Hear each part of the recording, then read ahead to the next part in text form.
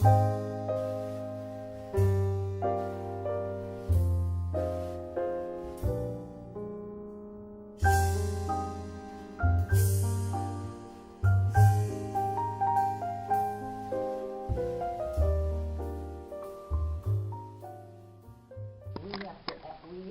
to like put all this stuff in it, and that's what I was feeling yesterday.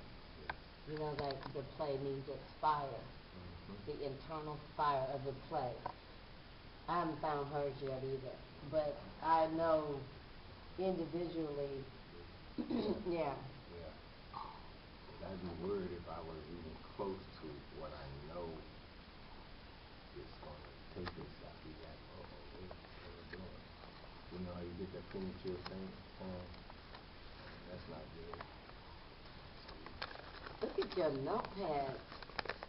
Yes, I even wrote down questions because I knew I was going to be in the presence of two great artists. So I wanted to. Moved here years ago, and I kept saying, I know, but I can't. What am I going to do? I'm not going to be able to work in Atlanta. And then I told her, the same God that serves you in L.A. works in the South too. You broke it down like that, Sam? I broke it down like that. You know. Wow. The same God. He you know, he got jurisdiction out this way too. You know. That's powerful. Okay. Flavor, I want history. to start off with you in the sense of how did you hear about this play? How did it come to you, and what was it about it that made you want to do it? Okay, Lisa Watson gave me a call, I guess, almost close to like a year ago. I was in LA and I said, Lisa, I really don't want to do anything, you know, because it was a few years I've been with Kenny when we did those 2 shows, and that took a lot out of us. When we did Radio Golf and Jim of the Ocean together, we had learned both of them and stuff, and I said, look, I'm kind of spent. So I didn't want to hear anything about doing them in a while. So Lisa said, no, I'm going to send you this play, you're going to read it, and you're going to love it. I said, Lisa, don't. She doesn't take no for an answer. So she sent it. I said, yeah, I see what she means. This is a play I would like to do. But I still didn't say yes. I said, no. I said, look, I'm doing the dinner season. Y'all know I'm Feed the Hungry. You know my organization. I said, what do you expect me to stop running my organization and do the show? You know, I was looking for every way out of this. Kenny said, well, what'd you say? I said, well, look, guys, don't. I said, don't do this. I said, just give me a while to think. Because whenever, you know, she always flipped the Kenny card on me, you know, because she know I'm not going to tell no to Kenny. So I said, okay, look. So really, it was actually just not long ago when I finally said, look, yes, I'll do this. Because I felt the pressure of, you know, the demands of my other life. And then I know what this means, and I got to give it my all. So I felt I was just in a funny place. And when you read it? I knew it was for me to do. I mean, this man is, yeah, I know him. I like this man. Tell us about your character.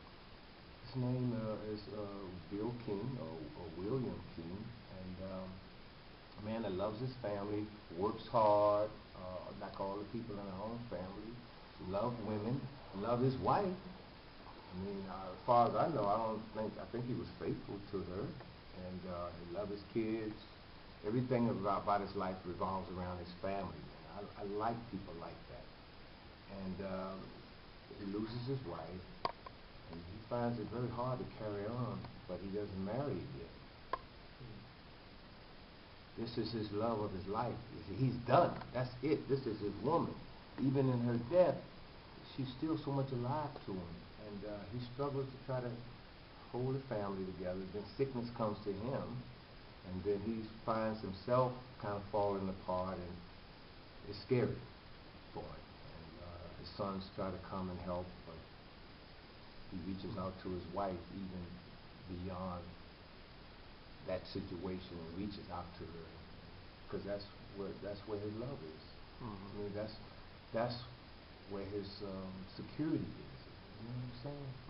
So she still ministers to him, even in her death. She still is something he holds on to help fight through this. He saw her deal with her sickness courageously, and I think that inspires him to say, wow, she did that. I gotta do this, handle this as best I can. Look what she went through. So everything about the man I admire, and I wanna be like that one day when I grow up. The title, Jasmine, Brokeology, what exactly are we talking about here? I think it is the state of mind of being broke. You know, we have our realities, and having had lots of money and had no money, I know that a lot of it is the weight of being broke that breaks us down. And I think that the younger generation, our kids in this play, are dealing, especially one son in particular, is in the mentality of being broke. He's in the weight of it. He hasn't been there. You know, some people overcome it. You'll hear, I have friends that were dirt poor. I did not grow up that way, but they were dirt poor and never felt poor. But I've had middle class friends that are always complaining about not having enough money. It weighs on them. And so I think that the term is more a state of mind for us, I mean, culturally, and what we decide we're going to live in. And especially now, I mean, everybody talks about being broke.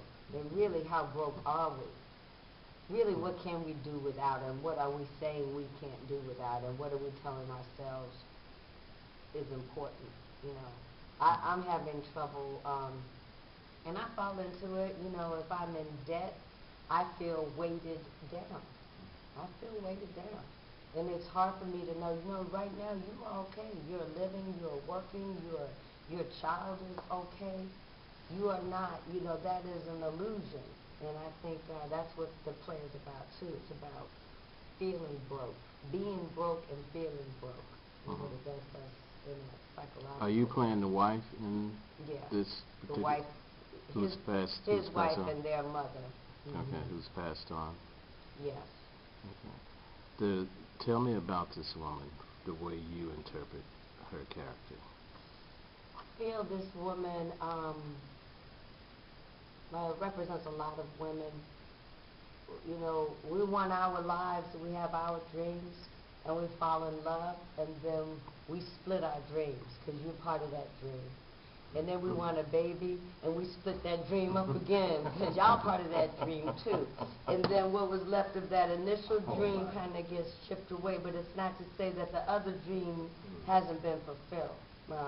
You know, I'm an old mommy, I'm a late mommy, and because I always knew what having a baby would do to the other dreams that I had. And you know me since I was 17. I wanted to dance with Ailey. I wanted to go to New York. I can't have no baby. I mean, I remember, you know, being in relationships and just being fine until that came up. And I was like, but I ain't got nothing. Meaning, but I haven't done what I was supposed to do. Because I know but when I wanted that baby and when that baby came, I felt that other thing just fly out the window. I didn't even know me without that drive and that ambition. And I think this woman is like that.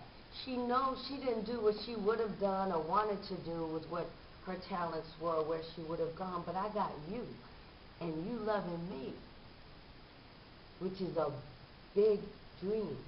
And I got those boys, you know. And again, I think, well, she may be a little more positive than I am, because she kind of is the light of the house to me. I mean, she made sure we were still going to have a good time no matter what. And wherever it looked dark, she was able to find light, you know. It may not be the house we wanted, but we had a house. Because remember, we didn't have no house when I first met you. Let's be clear. Like, let's put things in perspective, you know. And she, and what I do like about her, in one speech she has, is she doesn't cover. She doesn't deny her own loss or a sense of aloneness that her life might have unfolded. And she accepts responsibility for it as well, which is, for me and my sisters, you know, we like to blame our men for a lot of stuff. I think we expect a lot when we get that person in our lives. We expect them, okay, now I'm going to be happier, now I'm not going to be down on myself, and now I'm not. We do feel like that's the missing component. You know, and men probably feel that way about women. Yeah, we must be disappointing each other constantly. Sure. Because, you know, what you just said, though, it takes a journey for a woman to get to that point. To think, okay, I'm not going to be mad at my man because he's not the Prince Charming that I thought he was going to be, you know, when I decided I was going to marry him. You know, at what point did you get in your journey? I knew you were going to answer that. I knew you were going to try and bring it into my personal journey. What point did you, you know, that you have that awakening about that, or saw things differently before? You know? I've had to work on it. Mm-hmm. It wasn't like it was a process. Yeah, first of all, I've never wanted to sound or nag my man. I've always wanted to uplift my man, my boyfriend, my husband, whatever. I only had one husband. But all my relationships, it was like, I am not trying to be that for you. I want you to conquer the world, and I want this to be a place where you can feel like somebody got your back. So my biggest disappointment in my marriage is that I was not able to do that. That I did not lift him. And it took me a while to even get to the fact that he didn't lift me. It took that next phase. I mean, people close to me, my closest, you know, my sister or my girlfriend would be like, you know, like, when you gonna get angry? When are you gonna go off? You know, or so I said, well, I don't throw underwear out the window. That's just not me. I mean, I can't even imagine. I kept going, this ain't waiting to exhale. You lock him out and he can't come home. And I kept thinking, well, that's not going to make me feel better. But, and the anger came later. And then after that, then I still had to go back to me. Because everything was not done, you know, just one way. And relationships, I think, are not sometimes meant to last forever. I mean, you're really dealing with two people who are in uncharted territory for both people. You know, so it's taken me time to understand that person, that man, is not responsible for that. That part of me.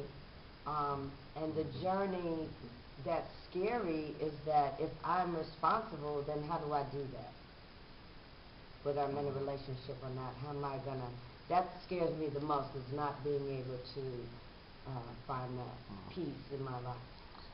I don't want to get too far off topic, but since we're talking about relationships, do you think, and this is for both of you, and I'll let you answer first, Family, do you think that men and women come into relationships with unexplained expectations? You know, it's in their head, and they see the potential of this person doing this or being this, but it's never really explained to them. And as the marriage progressed, they become angry or disappointed because this person hasn't fulfilled something that they don't even know that you want me fulfilled. It seems like people do that. Men and women do that all the time. Yes, I've experienced that in my own personal relationships and in the plays I've done with many of the men in offices plays. Had these expectations that it was unfair to have that. I mean, it's flesh and blood. They have their flaws and shortcomings like me. Why would I expect them to be all of this? But the society and this false idea growing up, you're going to meet this person, you're going to be in love, you're going to have a happy home. I mean, these things are put in us. Fantasies and these false ideas and stuff. And Yeah. culturally, in the black community, we have some, that strong black woman thing is like killing us. I need a man. There's things I cannot do. I don't want to be that. Don't want to be both. Mm-hmm. And when people say, you're independent, or I remember when I was touring Japan, a lot of the interviews I had, the women thought I was a feminist. I said, no, let me be very clear. I am not a feminist. I want a man, and I want him to do man things, and I want to do girl things, woman things. And I think, we've had to. Yeah, historically. But that doesn't mean that we want That to, you or want that to. we're good at it. Yeah. I mean, so it's a two-edged we're not sword. good at It's- everything, and I think that it's a funny we've place to lost be. our balance. We've lost our balance without our men. We've lost our balance without fathers, and we've lost our balance without mates. And I feel like culturally we've suffered from that, but we've also and somehow accepted it, as that's how black folk are. Well, that's, I got raised by a strong black woman. That's like the whole, my wife does, she take care of that because she's a strong black woman. And we've almost incorporated that stereotype.